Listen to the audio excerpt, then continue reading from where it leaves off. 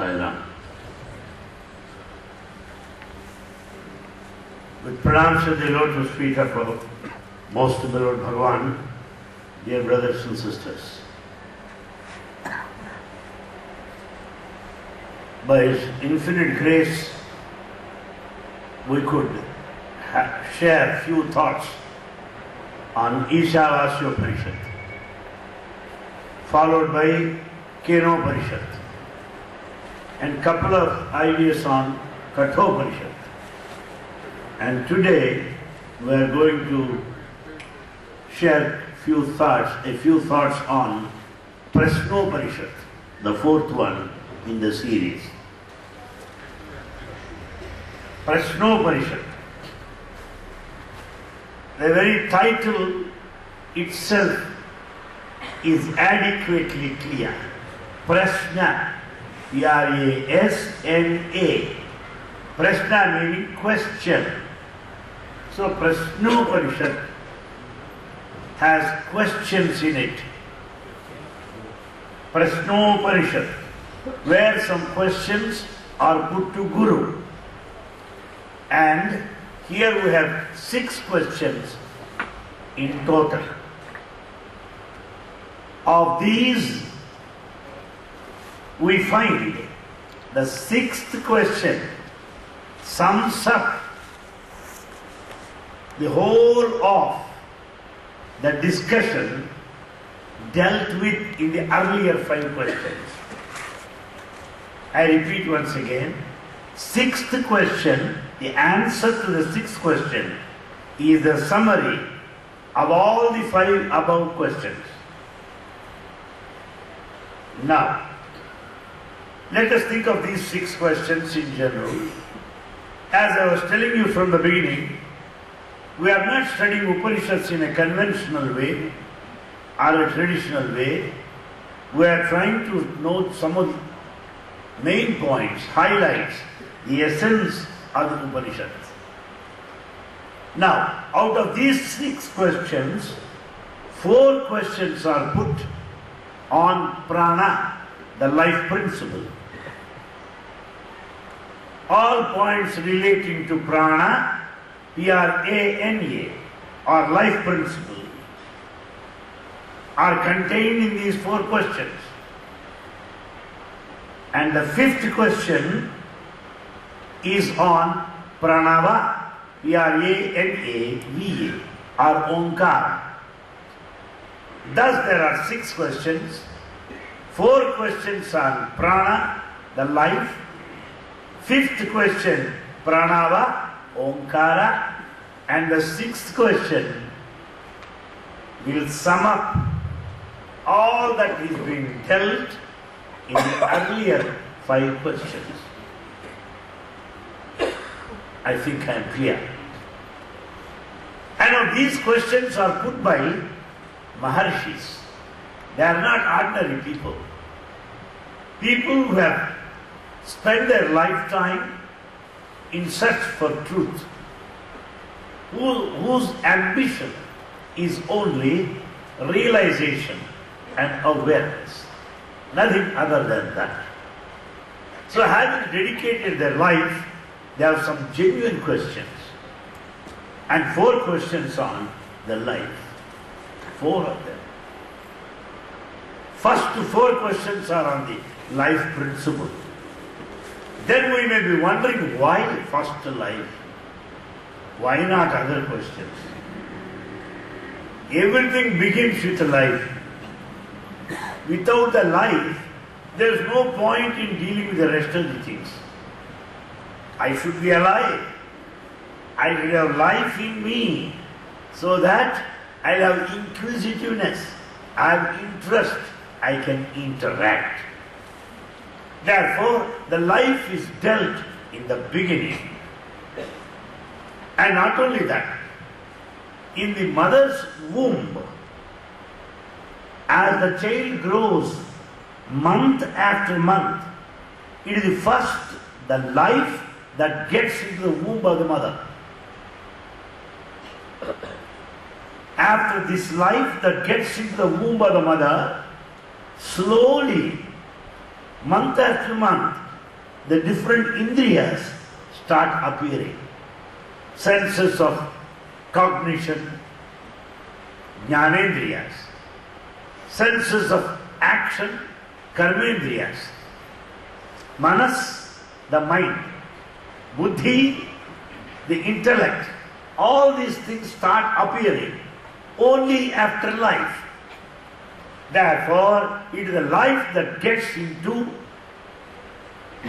the egg or the child development. And hence it is very appropriate to deal with life, relating to the life in the first instance.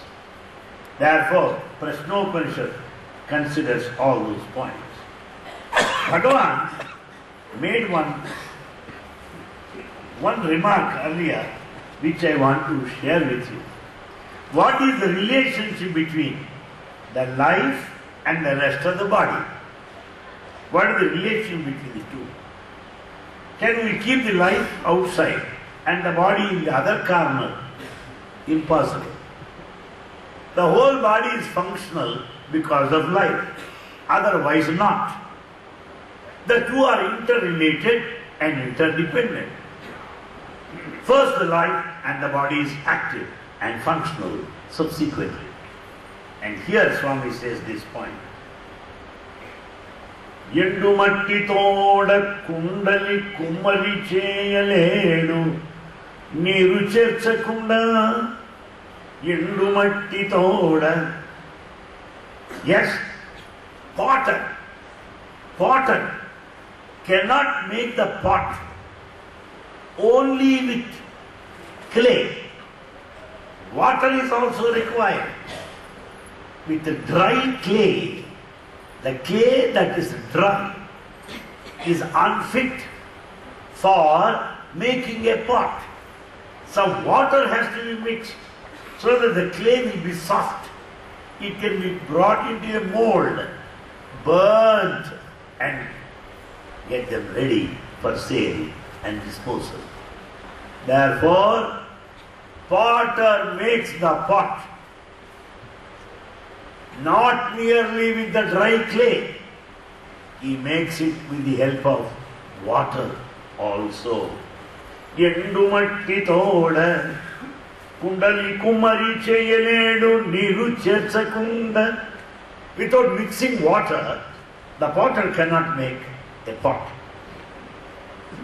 Srushti hetu vagunu Sivashektuliruru. Srushti hetu vagunu Sivashektuliruru. Vinu bharatiya virasutuda. Vinu bharatiya virasutuda. Here Bhagavan says Siva Shakti. The combination of Siva and Shakti. Says Siva is the clay, Shakti is the water, and the pot is the creation. Similarly, the life and the other parts of the body, the limbs, the senses, the mind, intellect, together make this being. All the living beings are composed of these two. One the life and the other the senses. That's the comparison that Swami brought here. Swami's talks are full of similes, full of examples, so as to make it quite interesting such that we can understand. Now question comes now. Alright, I can understand the life is the first one. I can also understand that this life will get into the senses, that will ultimately grow into a newborn babe subsequently, the birth of a child. I can understand. Now my question is, what is the origin of life? What is the origin of life? Where from has it come? Is life manufactured? Is life generated? What is the origin of life? Here the Upanishad clearly says, it is the consciousness. It is the consciousness out of which the life has originated. Consciousness is the primordial principle out of which the life has originated. Atma, the consciousness, and the life, prana, is born out of that. That's what Prashnopanishad makes it amply clear. Somehow, this Atma consciousness is referred in Upanishad as Purusha, P-U-R-U-S-H-A. Purusha is the Atmic principle or consciousness. That is the name given to that. Now, Baba said in his thoughts, I don't know how many of you, most of you must have noticed.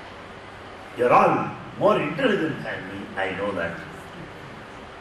Let me not, even in the dream, doubt your intellect, which I never do it. Swami repeatedly said, as you breathe in and breathe out, there is Omkar going on. Soham process going on. Soham.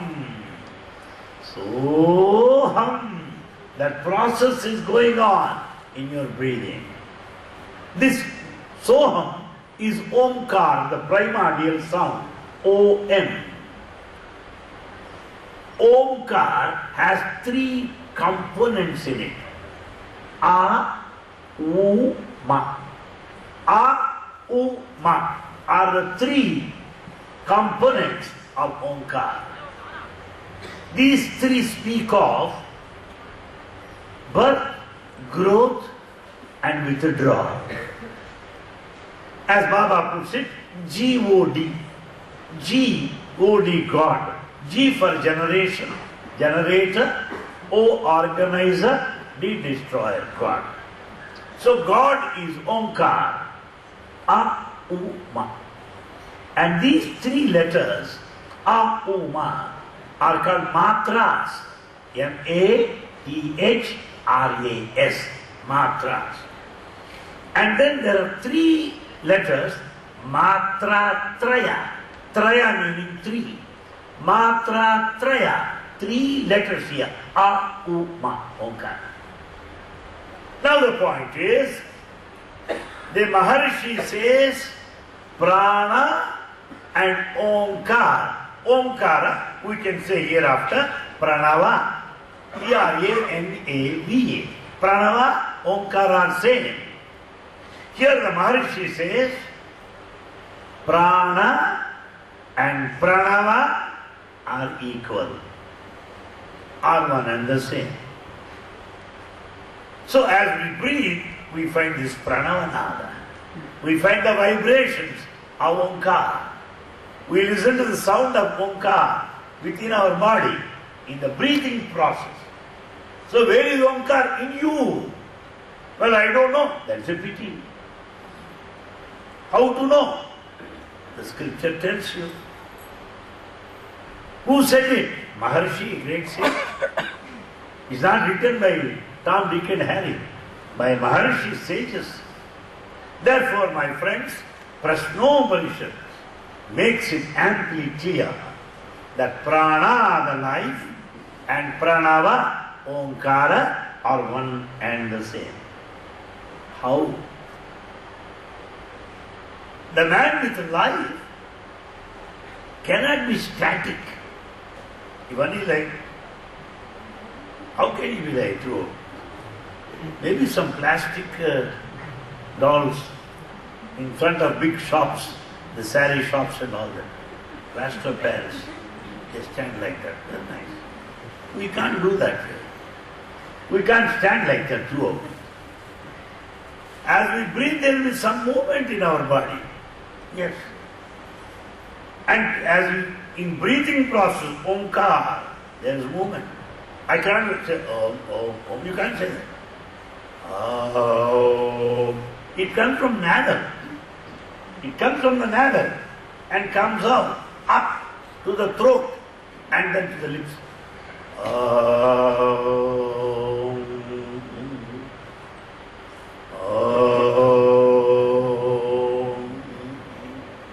Three levels. So, Omkar has got movement. Life has got movement. Movement is life. Supposing one does not move, simply it lies like that. There is every reason to cry.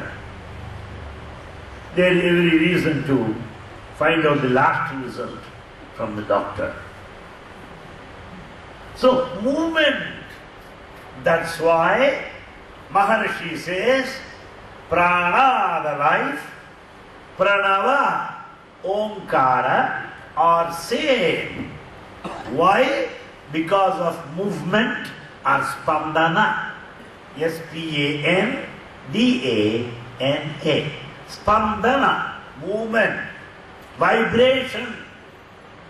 Vibrations are there in our body of different kinds. Some are known, some are not. So in this way, prana and pranava are vibrations. In that viewpoint, both are one and the same. Another point the Maharishi says is this. It is out of this pranava, the sound, all letters have come into existence later. The whole language, the entire literature, all alphabets have come out of this primary sound, Omkar. Omkar is the mother of all of the letters.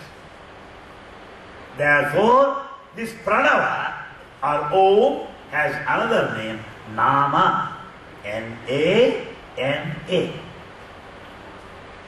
Therefore, my friends, Pranava, Omkara, Prana, the life, are same. Why? Because of spandana or vibration. Am I clear? And then this Pranava has another name, Nama. That's what the Upanishad says. Right. Now question comes, where from this whole creation, Srishti, S-R-U-S-H-T-I, or Prapancha, Prapancha, P-R-A-P-A-N-C-H-A, Pancha, the five elements, pra with it, Prapancha, the one with pra, pancha, five, pra with it. So the whole world has got in it five elements. So it's called Prapancha. The word itself is quite evident. How has it come into existence? That is our next question. How has it come into existence? And here it clearly says, my friends, there are three factors responsible for the whole of the creation. Upanishads are really classic spiritual literature which needs deep interest, a spirit of inquiry. Upanishads are not for any entertainment. Upanishads are for enlightenment and not for entertainment. And it calls for serious investigation. It calls for spirit of inquiry, go deep into it. And therefore, it is a serious exercise. It is a tough subject, but yet it is worth it. Yet it is worth it. It is very difficult to procure gold. Very easy to collect fish market. What do you prefer? I am happy with fish, what can I say? Though it is difficult, though it is rather financial commitment, it's worth it to have gold and not fish. That golden treasure which is hidden, which requires quest, eternal quest, deep interest, yearning is the learning of Upanishads. Because we have seen all. We have heard many. Yes, why not? We had enough of fun. We have had enough of music. We had enough of literature. Good. Then let's go into the problem someday or other. We cannot avoid it forever and ever. Therefore, my friends, the learning of Upanishads is an indication of spiritual growth. The understanding of Upanishads is the sign of spiritual progress. If nothing gets into my mind, meaning I have to do some homework. I have to do some homework, that's all. If I want to know higher mathematics, I should have minimum mathematics, elementary mathematics. Without elementary mathematics, I cannot have higher mathematics. Similarly, Upanishads is higher knowledge, which is worth it. One day or other we must learn, because that opens the gates of bliss, of reality, of your own self. Therefore, it's all the work, all the job that's really worth it, in which we are presently involved. Now, Maharishi clearly explains how this creation, prapancha, has come into existence. 3 points are made clear. 3 points. What are they? The first thing, the grass that we see. The grass. Grass, sthula. S-T-H-O-O-L-A. Grass or bhautika. B-H-O-U-T-H-I-K. So bhautika or grass or physical that we see is matter. Let us understand this. So matter is physical. Matter is the gross body. One thing, Adi Bhautika, A-D-H-I-B-H-O-U-T-H-I-K-A. Adi Bhautika is the first factor, is the first ingredient, is the first component of this world. What is it? Matter. Matter. This we see, apparent. Apparent. What we call Murta. M-O-R-T-H-A. Murta means that which is apparent. That which can be seen is Murta, one factor. There are 2 factors which are not seen, which are hidden. That we call it Amurta. A-M-O-O-R-T-H-A. Hidden. What are those 2 factors? The one which is seen is matter, Adi Bhautika. The other 2 which are not seen, hidden, Amurta, are the 2 factors. What are they? One, Adi Daivika, A-D-H-I-D-A-I-V-I-K, Adi Daivika. What is it? Time. Time. Time is one factor of this creation. That's why people calculate in terms of time. People come and ask me, Mr. Anil Kumar, how long Kali Yuga would last? What should I say? I only tell him, one thing is sure, we don't last till the end of Kali Yuga. That I know. We don't last till the end. Why do you bother about that? Some people come and ask me, how long Dwapara Yuga lasted? It is over. Why are you interested? The present one, we are not going to be here till the end. Forget about it. Dwapara, Treta, over history. We are not interested. Then he looked at me surprisingly. What evasive answers that this man is giving. When I want to know how many hundreds, thousands of years each yuga, this man says that is gone, this is not sure. What does he mean? Perhaps he must have felt that he has come to a wrong source or to a wrong man. Then I told him, look here, my boy. The previous ages might have lasted for hundreds or thousands of years, which will not change you, which will not improve you, which will not help you. That's all history. Then, about this Kali Yuga, supposing it is going to exist for 1,000 years more, you are not going to live that time. So how are you interested if it is for 500 years or 1,000 years? How are you interested? That you should be interested in the present, in this moment. Please understand. What is life? Life is the present. Life is existence. Life is in the moment, not in future and not in the past. Any thousands of times we have to remind ourselves of this. Because it is the time that is the cause for our worry. It is the time that is the cause for our worry.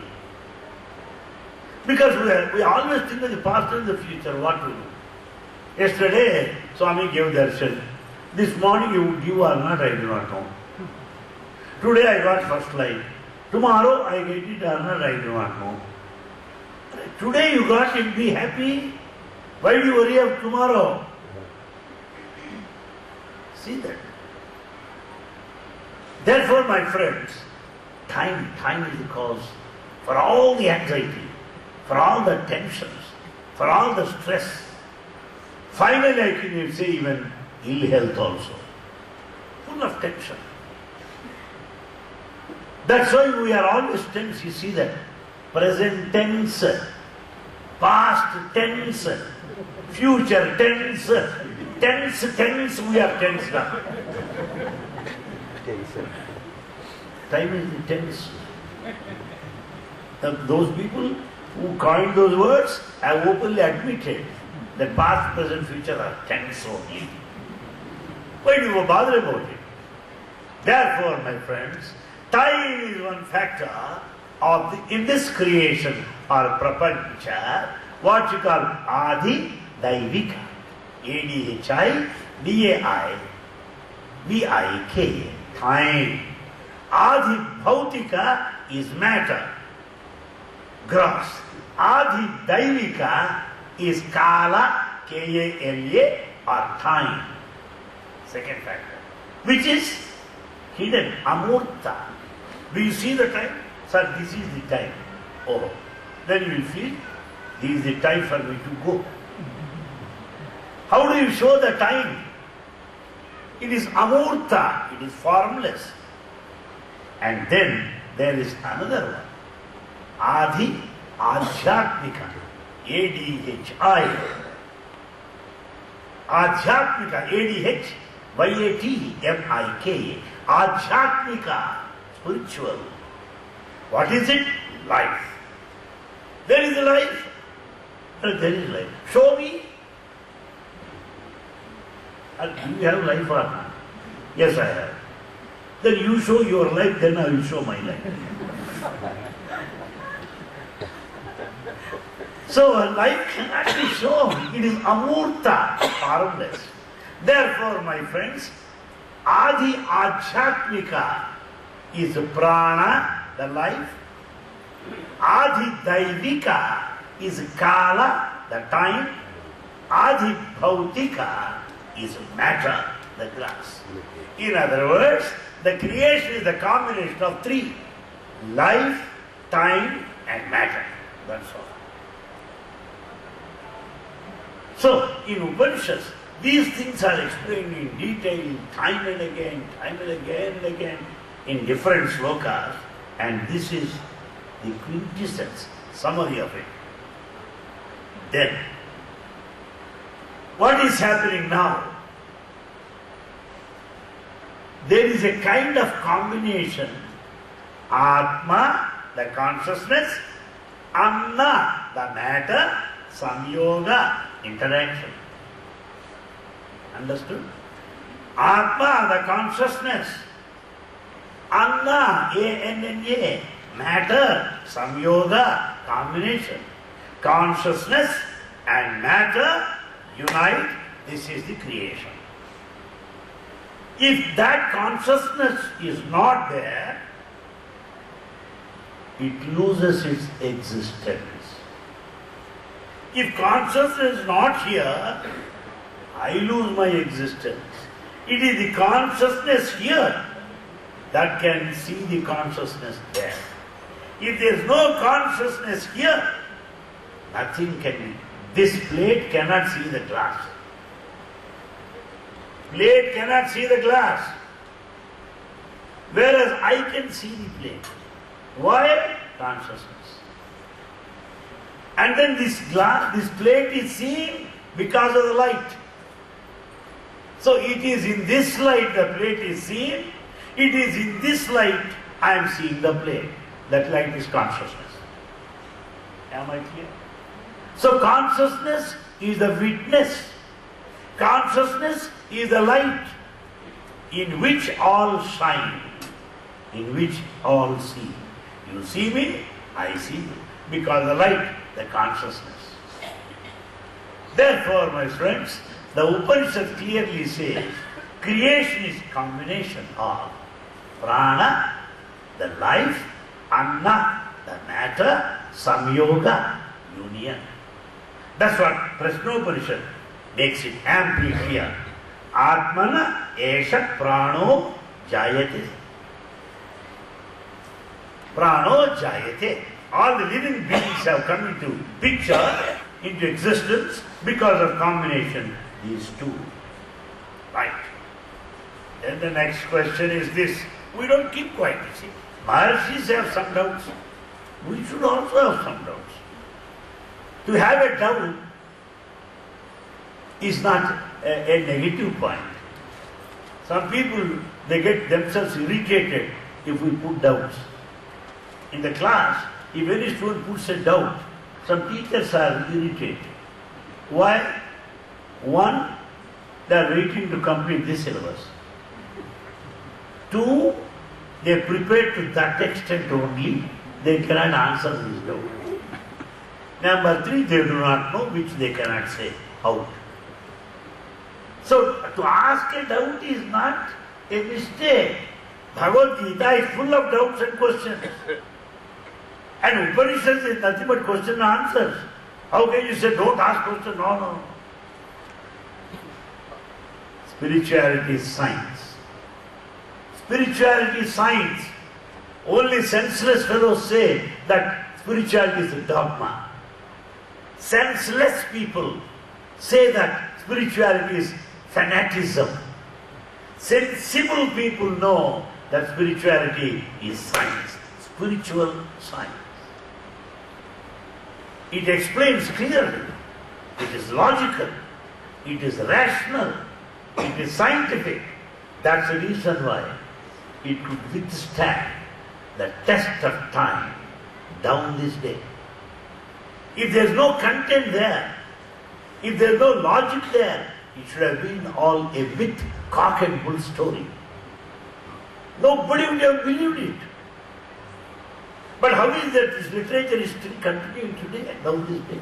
Upanishadic literature, throwing light into the lives of everybody because of its validity. Why is it valid? Because of its authenticity.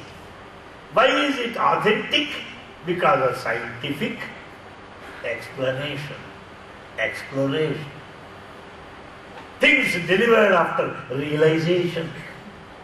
No Upanishad is a hypothesis. Every Upanishad saying is an utterance born out of experience, realization by those Maharshis.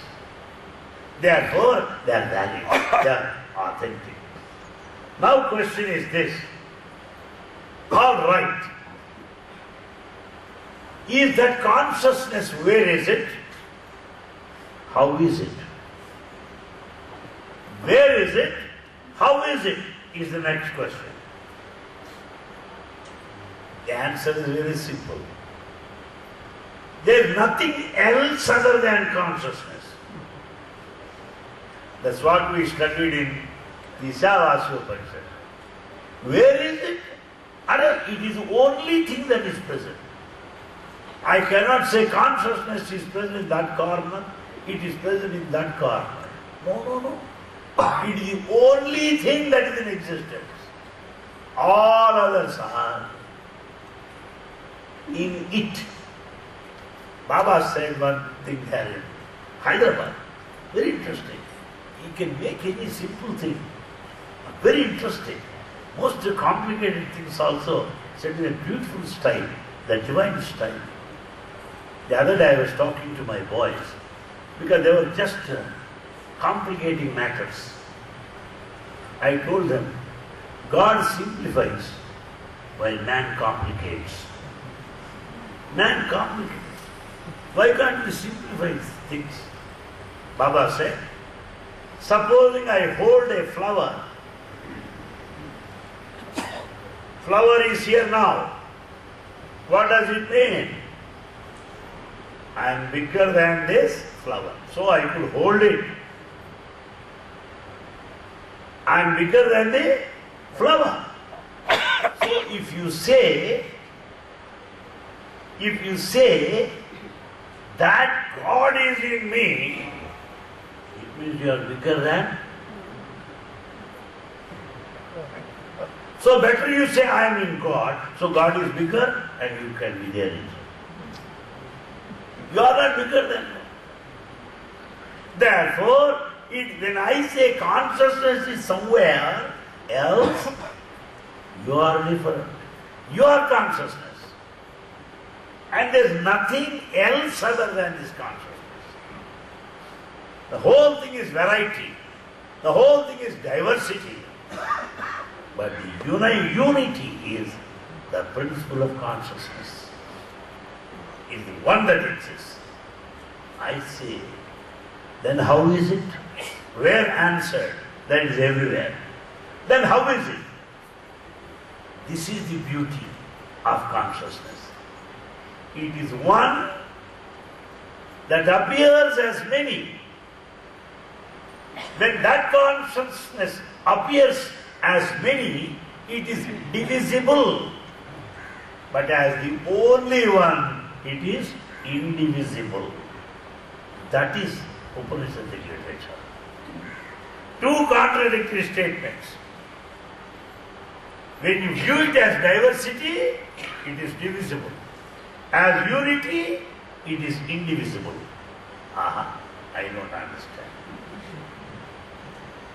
That's what is simple thing. Let us go to Cinema Hall. The light projects, right? Only light. Only light. Look at the light. Only one. Look at the screen. So many films, so many colors, so many actors, so much of music, so much of dance on the screen, but only one light. So if you look at the light, it is indivisible. If you look at the screen, it is divisible. Then what is cinema? Indivisible and divisible. No sir, I want only divisible. I want only screen. I don't want the light. What do you do with the screen? White empty, that's all. Or people say, no, I want indivisible, not divisible. Okay, I want the light. See the light only. No music, no dance, only light. Therefore, cinema is indivisible light and divisible film on the screen. Am I clear? Similarly, consciousness is divisible in the form of material objects, in the form of living beings, the plants, animals, human beings, mountains, valleys, seas, hillocks, pebbles, water, valleys, forests. So when you look at the whole creation, the valleys, the mountains, the seas and the rivers, it is divisible. But when you look at it, something like a projector or a light, it is indivisible. So consciousness is both divisible and indivisible. That is the answer given by Upanishads, which is quite sensible. Simple example, why that far? There is life in my body, there is life in the hand, there is life in the leg, there is life in the ear, there is life in the ear also. There is no ear life, eye life, hand life, leg life. No. Life is only one. The limbs are many. So when we look at the body, it is divisible. When I look at the life, it is indivisible. Am I clear? Another example, why that far? At the time of birthday of children, people distribute some little toys like things made up of candy, one made up of sugar dogs they distribute. One looks like a bird, one looks like a monkey, another looks like some lion, another like peacock, made up of same stuff. So they go and distribute children. Children think, I'm eating peacock, I'm eating pigeon, I want lion, I want dog. So when you think of the forms, yes, they are made. But the sugar with which they are made is one and the same. From the sugar point, it is indivisible. From the direction of these dolls given to you, candy, they are divisible. Am I understand? Therefore, consciousness is both divisible and indivisible, explained in many, many ways by Upanishads, because we should be able to understand. It appears as though life is divided in me, or else when doctor wants to do some blood test, he'll just say, Mr. Ankumar, what are you doing? Where are you, students? He'll put his needle there. He'll engage me in nice conversation, put the needle there. Why? There's life there. Why don't keep quiet after all like you? No. There's life there. When a thorn pinches, you feel the pain. If anyone gives you 2 blows, you'll feel the pain. If you want, you can get it tested. Because there is a life. Am I clear? You cannot, if the life is only in the legs, why should you feel pain in the hand? So, life is divided from the point of the body. But life as such is undivided. Life as it is undivided. But with reference to the body, it is divided. Am I clear? This is the explanation given by Upanishads, giving number of examples to impress upon us the nature of life. Then, our question is, when consciousness is indivisible, how am I to see that indivisible consciousness? How am I to experience that indivisible consciousness? How am I to know? I see the pictures, and many people in a theatre or while watching TV, they go and cry. Very good. They see some girl crying there on the TV screen, so they can also join in chorus and sing perfectly. Yes, we can cry, why not? Go to a movie and cry there. How to see that you don't cry? How to see that I don't cry in a cinema hall? Only to tell me that it is not true. That film actress is crying just as per the dialogues of the writer. And the director also tells her how to cry. Because she is not crying in a natural way. She is made to cry, though she doesn't cry. And she cries watching the cash that she would receive later. Therefore, director has to tell him when to cry, how long to cry, when to stop. Put some glycerin in the eyes also, so that she can impress upon us that's a real cry, genuine. So, we should tell him, why do you cry like this? It's all gas, number one. That's not real. Don't cry. It's not real. So we should tell him, then they won't cry. Am I clear? Our children are afraid of their, see, there are some, of course I saw some advertisements. Some beautiful cards are made with the face of a lion, with the face of a tiger, only 2 holes to see. So, if they have some card there, tie it up here, Amma, lion. When children are afraid, what should you do? It's not a lion, but it's only some card. Remove it. It's only your brother, Hamsa. Not a lion, your brother. He is just a cat, not a lion. Why are you afraid of him? So similarly, what we have to do is to know the indivisible nature. What should we do now? That we have to understand that this divisible, divided, diversified variety in the creation is out of that unity only. Out of that unity only. That's all.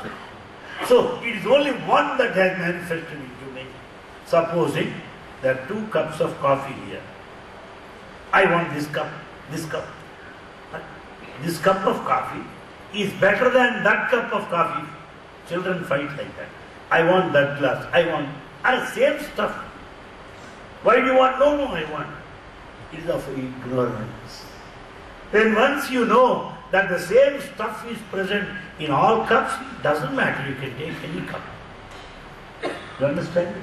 So similarly, then once you understand that the division, the creation, the universe is nothing but the reflection of that unity, is nothing but oneness projected into many, you can understand that indivisible nature of consciousness.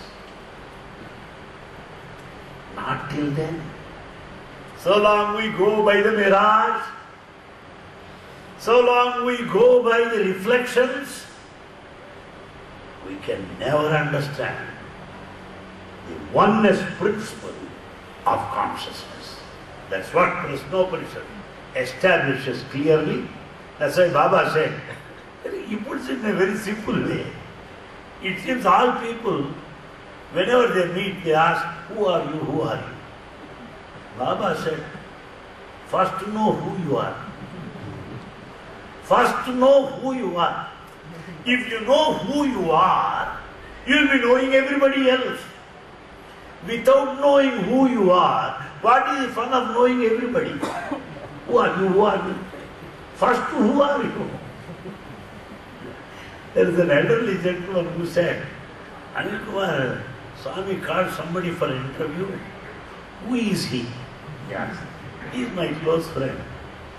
You won't misunderstand me. People know that my method of talking is always like that. Elderly man.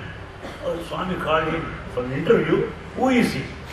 I said, I have come here to know who I am, not who he is. I have come here to know who am I, not who is he, who is he. He laughed and laughed. So similarly, my friends, if I know who I am, the same stuff in everybody. That's what is called the path of inquiry, vicharana. Therefore, to know the indivisible nature, first to know unity within you. The unity which understands the unity. The hand cannot function independently. The leg cannot function independently. There is a mind that says, first this, next to this. I cannot walk, sit and eat at the same time. Anybody? Walk, sit and eat. Can anybody do that? Impossible. The mind tells you, finish off walking. Now shut up, sit down peacefully. Now start eat belly full. 3 steps. Why? Because the monitor is here. The mind tells you first, next, first. So there is no confusion. If there is confusion, well, I don't need to explain. Because we see some people around like that. Therefore, my friends, mind arranges order. Alright. How does mind function? How does mind function? Mind functions, that's all. Why do you say, how does it function? Is it functional or not? No, it is always functional. No. Mind is not functional at times. Simple example. Sometimes we look at each other and talk. Suddenly we will be off. Look somewhere. I'm in front of you, you are looking somewhere. What happened? Mind gone. In the classroom, I see boys like that. Some of them. I think I'm teaching very well with all pictures and all charts. The fellow.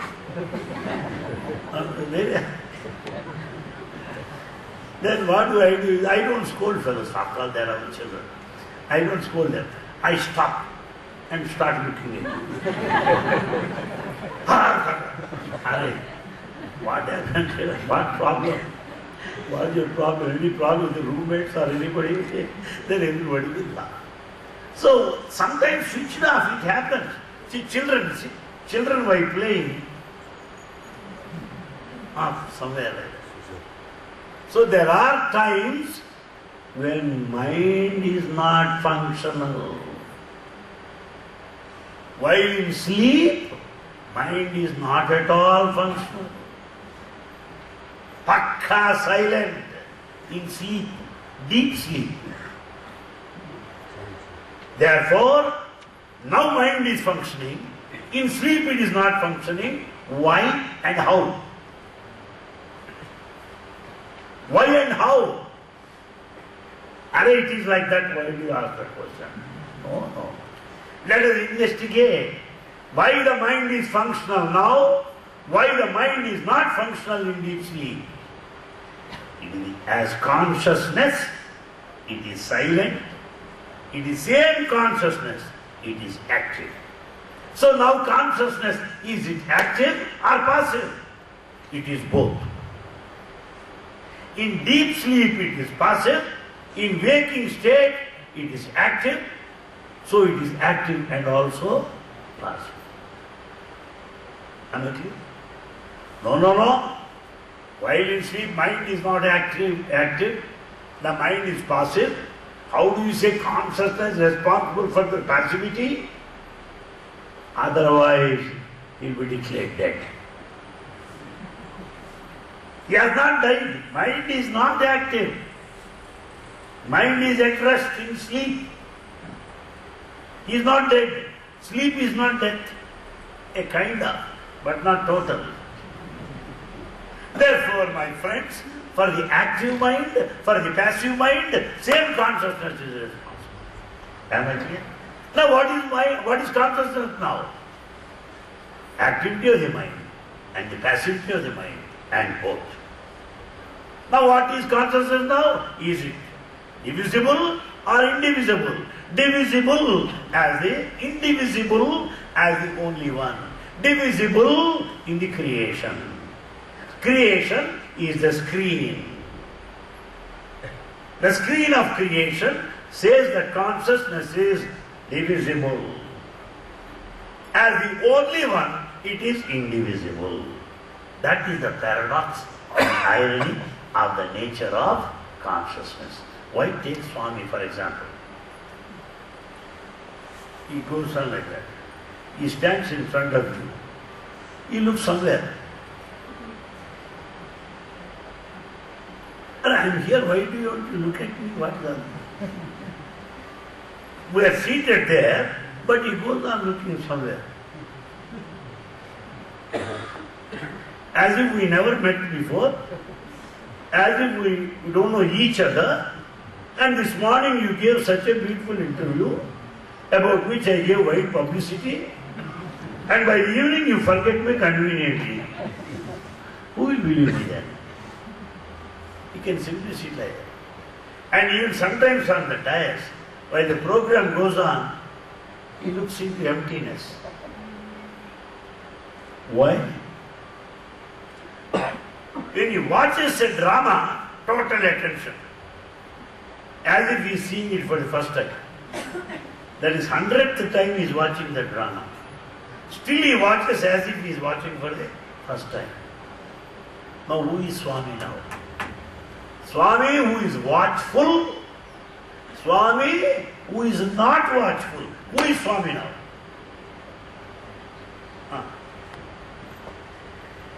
Same Swami. Other, when did you come? Same Swami. The talking Swami and the silent Swami are one and the same. Now who is Swami? Silence or talking? Silence or sound? Both. Don't you say that? Very simple. Who is Swami? Both. When he doesn't talk, he is silent. When he talks, he is sound. Who is he? Both. Sound plus silence is Swami. Am I clear? Similarly, consciousness is indivisible and also divisible. It is active and also passive. That's what I wanted to impress upon you. Very clear. Because sometimes, when he gives some gifts to students, you should see, he opens the packet all by himself. He will show them, alright, this is the light. This is the switch. It has got bulb. And battery is inside. He goes on explaining, opens the box and tells you everything. As if he is the light, as if he is the torchlight. He goes on showing. Meaning deep involvement. You get deep involved. A person comes here, brings some gold pens made up of gold. I know one friend who brought it from UK, Talwar, Talwar. He brought gold pens. Swami did not look at them. But I was looking at them. Gold. Then I said, Swami, he brought gold pens. Then he said, so what? So what? Swami, he wanted to give. Then Swami said, go and take. Go and take if you want. So, the one that he gives, torchlight or anything, or camera, very nice. Lens, case, oh. He starts wondering like anything. When there is gold watch and gold things there, not mindful. Not mindful. Now who is Swami? Interest or disinterest? Who is Swami now? Tell me. Recently, a very top man came VIP. He was sitting in the veranda. He didn't look at him. That man has to go. And sending messages, please tell Swami I must go. He told me also, Anil Kumar, please tell him I must go. I said, sir, I am not prepared to go with you. If I tell Swami, I must also go with you.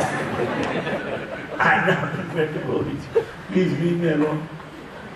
After that, suddenly he sees some devotee, goes day before yesterday.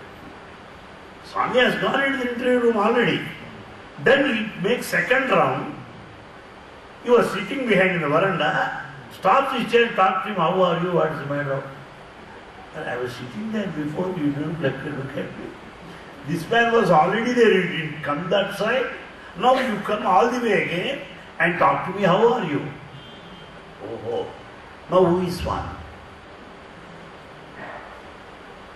Interest or disinterest? Is it attachment or detachment? What is he? In relation to you, at that moment, attachment. After that, total detachment. Now who is he? Attachment plus detachment. Both. Yes.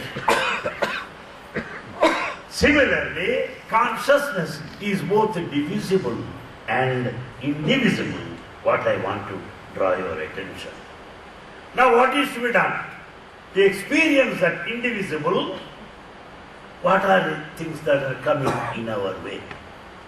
There are 16 aspects. They are called kalas. K-A-L-A-S. 16 kalas. What are they? The first one is prana, the life.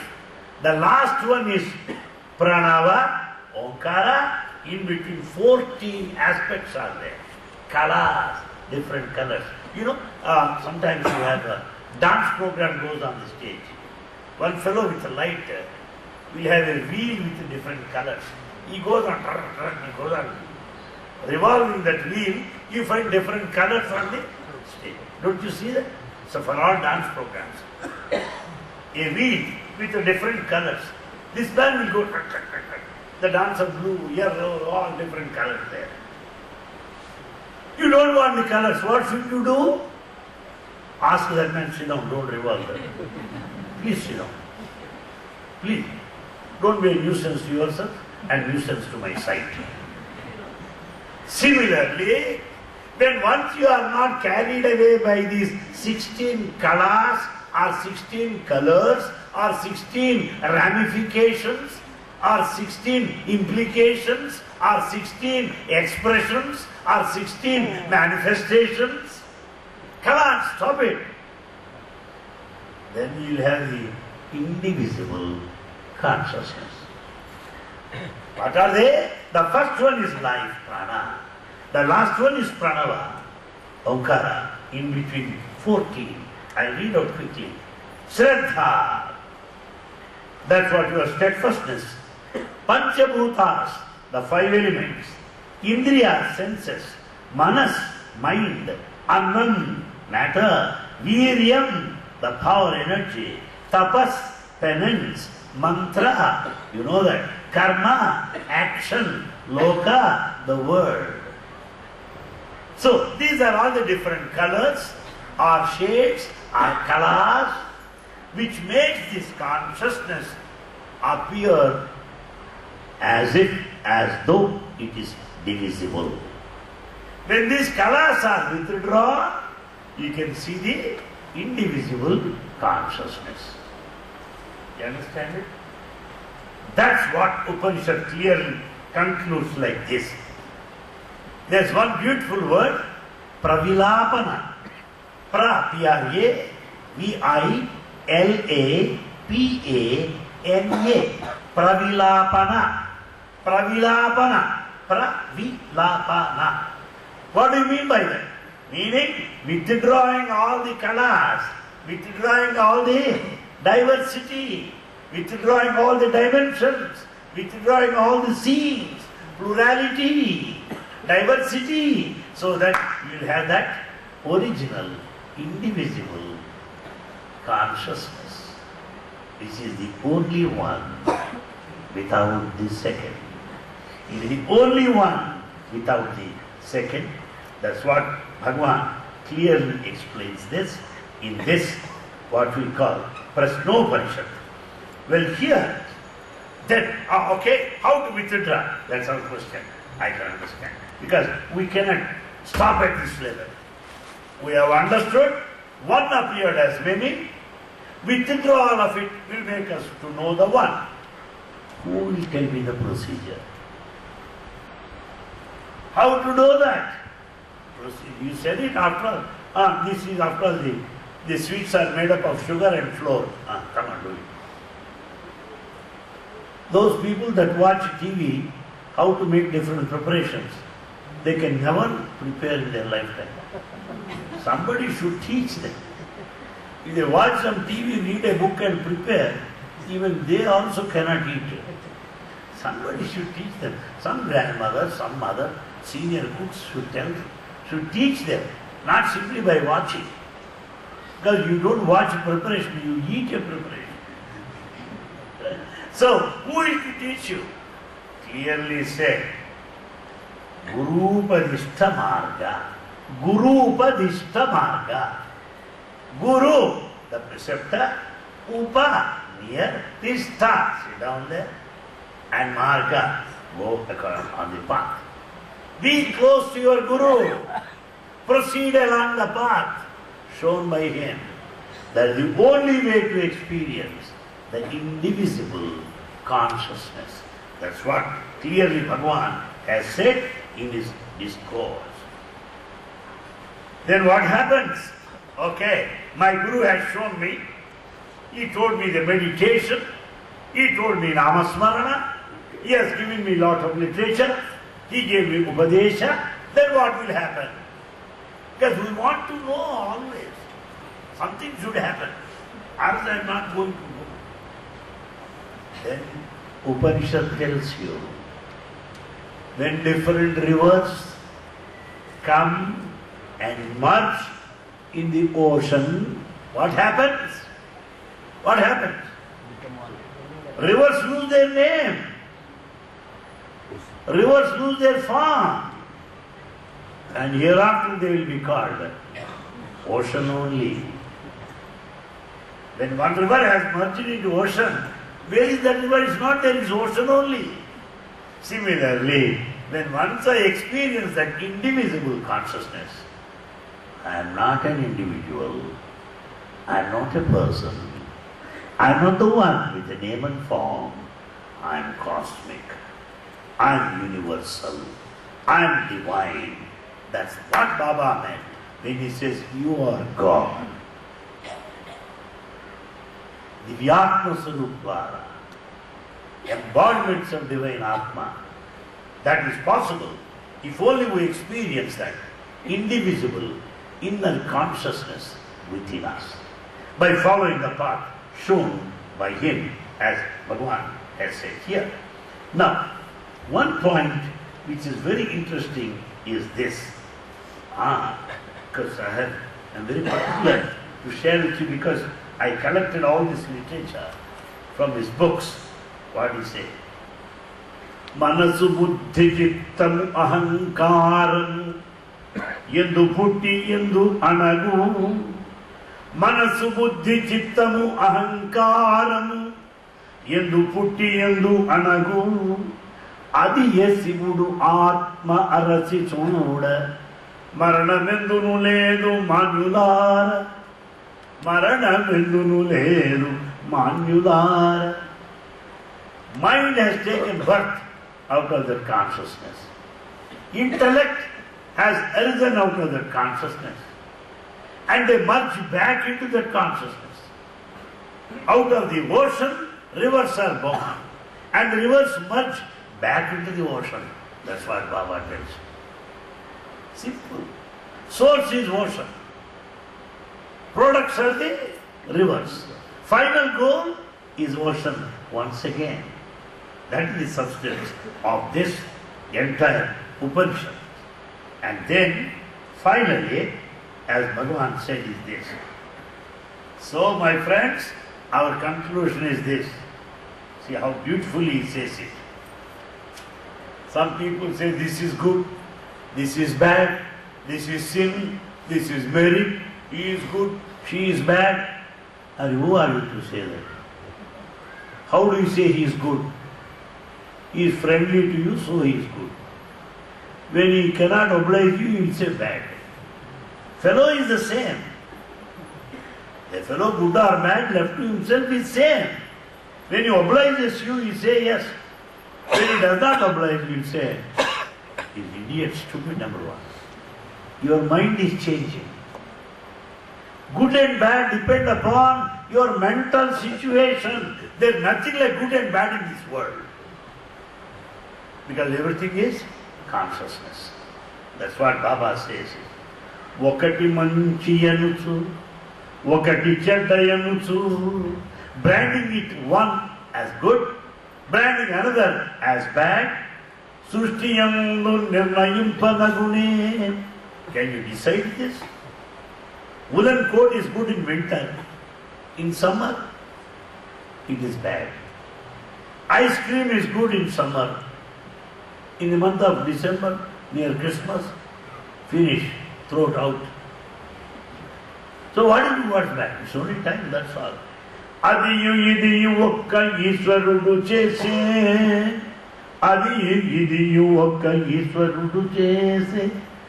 Both are the making of same God. The ice cream and coffee, both are His in the creation. Both are necessary. So don't brand anything as bad, anything as good. That's what Baba said. Establishing this final poem, I'll tell you. Sakala mahi daravana samyuta mahi. The whole land, the beautiful land, the mother earth. Jala nidhi jantu vitana yutayai. The waters, the animals, all of them. Santosham balada prakruti sati mani. He compares the whole nature like an angel, like a beautiful deity, a beautiful form of a woman. It is full of valleys, the rivers and seas. The whole creation is so beautiful. That's what Bhagavan says. Paravasamunata chandanum ruchamucheyega. Watching this nature, we go on dancing. The Swami song. Ganamuseyegade Krishna, Ganamuseyegada. Oh Krishna, why don't you play on your flute? Let your melody be the beauty behind this entire creation. So there's no God beyond this universe. The whole cosmos is divine. The entire creation is divine as single consciousness, enjoyed separately. That is the message of Prashnoparishad. Thank you for being here. Thank you for your time. Thank you for listening to the talk in rapt attention. But at one stage of our life or other, we must go through Upanishadic literature, though it is tough because it contains the essence of spirituality. The essence. Some simple example. People say in homeopathy, sugar pills are there. Medicine is at the center. All the other area is sugar. But we want sugar, we don't want medicine. We want only sugar, but not the medicine. Therefore, we have sugar in the body. Diabetes. When you take medicine also, you will not be diabetic. But you take only sugar, so body has become sugar factory, as Baba says. Therefore, my friends, I am so glad that most of you stayed here all through, right from the beginning, in that we are trying to learn each other, together, the secrets of Upanishads. God bless you. Thank you very, very much.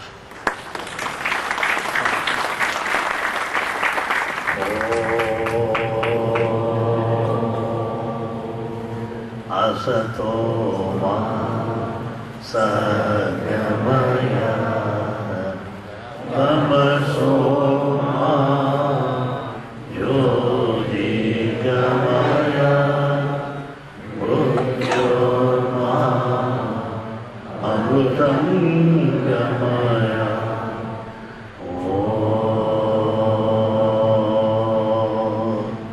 Samasta loka sukhino bhavantu. Samasta loka sukhino bhavantu. Samasta loka sukhino bhavantu. Om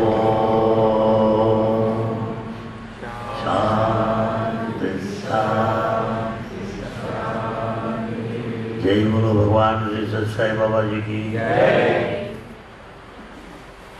Now we are trying to go into the cave or whatever may be, trying to understand the secrets of Vedanta. We will soon take a Brahmana Maharshi also. Still deeper, mother teacher. We will enjoy that show. Thank you.